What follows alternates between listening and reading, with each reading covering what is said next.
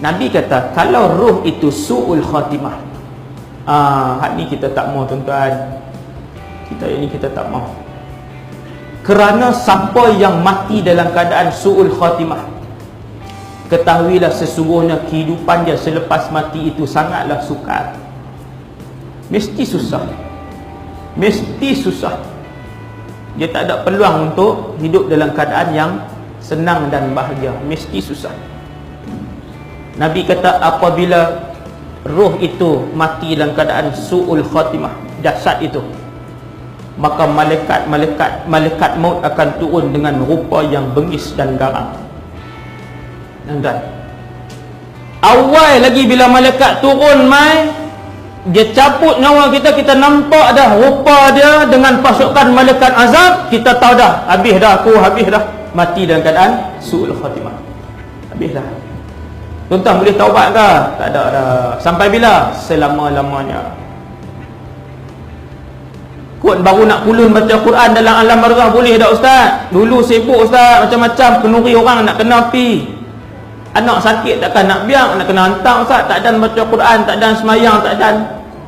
Tuan-tuan, Quran hak kita tengok sampai hari ni, sampai malam ni hak tuan-tuan tengok Quran di rumah kita, di surau, di masjid. Quran itu hanya boleh dibaca sebelum nyawa keluar daripada badan kita. Bila manusia pindah pi alam barzah, tak ada lagi baca Quran. Bila manusia pindah pi mahsyar, tak ada lagi baca Quran. Bahkan bila manusia masuk dalam syurga, tak ada lagi benda yang nama ibadah ataupun yang nama baca Quran. Cuba renung bagi dalam tuan benda ni. Renung dalam. Oh tak ada dah, ibadat ni tak ada dah. Ibadat yang nama ibadat, puasa, tutup aurat, buat baik dengan mak ayah, hormat suami, tolong anak-anak, bersedekah, puasa sunat, semua ni dunia saja.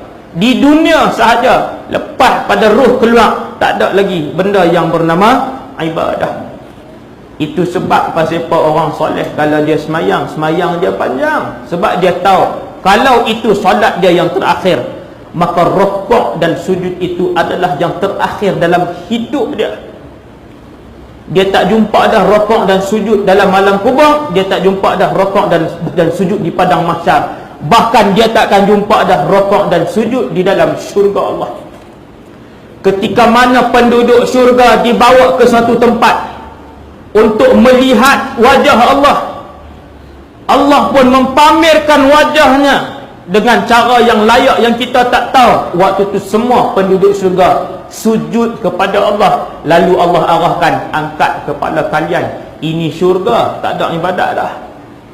Tuan-tuan, mana ada ibadat dah duduk dalam syurga? Dalam syurga ni masa untuk bergembira, seronok sampai bila-bila dalam syurga. Dunia bukan tempat seronok selama-lamanya.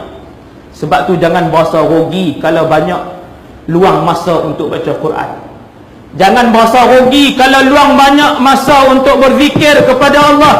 Jangan berasa rugi kalau luang banyak masa untuk mengaji. Jangan berasa rugi kalau bagi RM1,000 untuk sedekah fi sabilillah. Sebab yang ni je peluang untuk kita buat ibadat hidup di dunia ni.